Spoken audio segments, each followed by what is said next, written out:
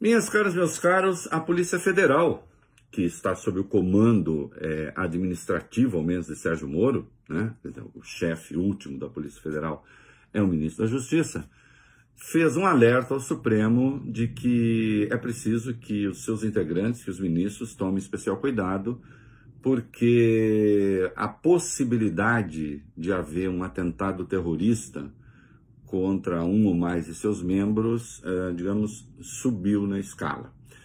Nós não temos detalhes a respeito, mas, obviamente, se a Polícia Federal fez o alerta, então é preciso que se tome especial cuidado.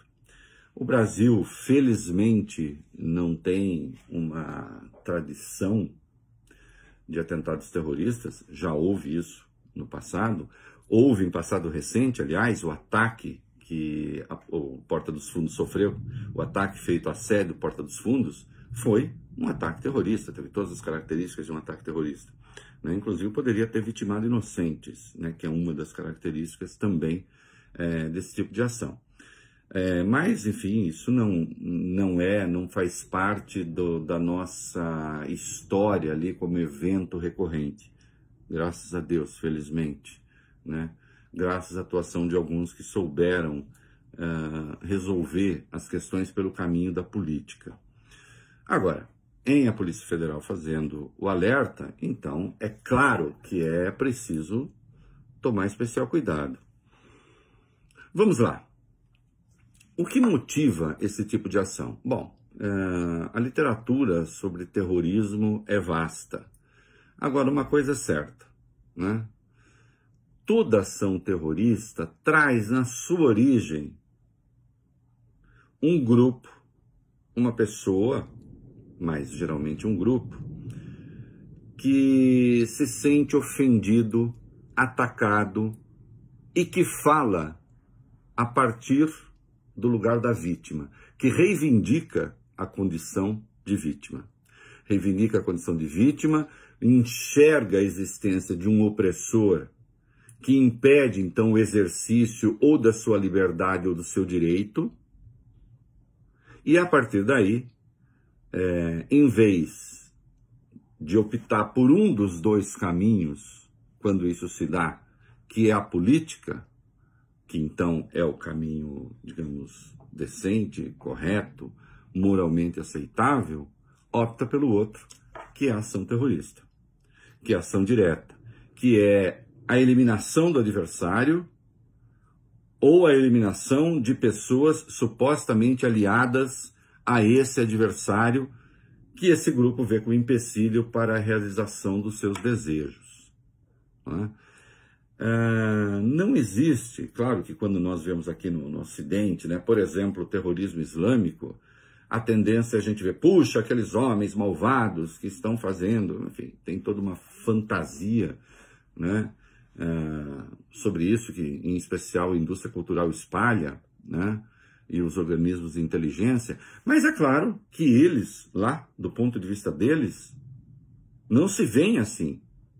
Ao contrário, insisto, eles se veem como vítimas, né? Isso está na origem do terrorismo. É uma das características, uma das principais. Olha aqui, a cada vez que lideranças políticas, deputados, senadores, a cada vez que ministros de Estado que têm responsabilidade institucional dão entrevistas satanizando, demonizando o Supremo, bem, a cada vez que isso acontece, essas pessoas estão estimulando os malucos. Aí sim.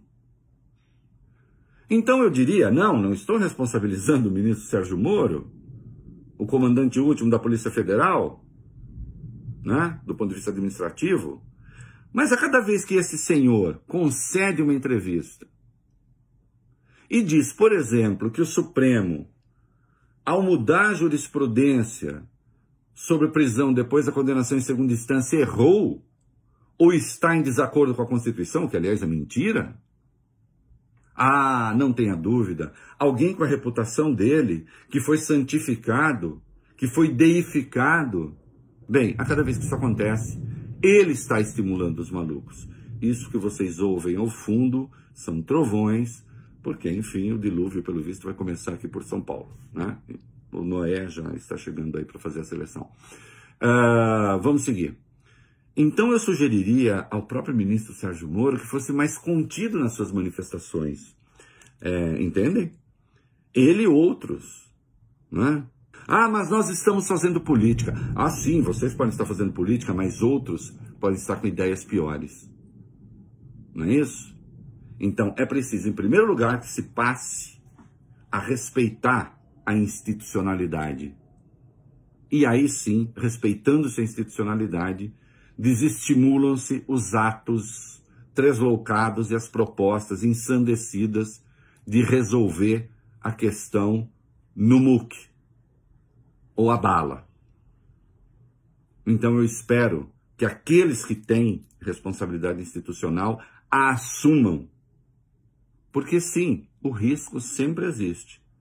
Pode ser pequeno, mas nunca se sabe quando um doido está a fim de fazer história, não é? Nós estamos, de certo modo, vivendo sob a égide, vivendo as consequências de um doido que decidiu fazer história. E as consequências estão aí. Pense. Qual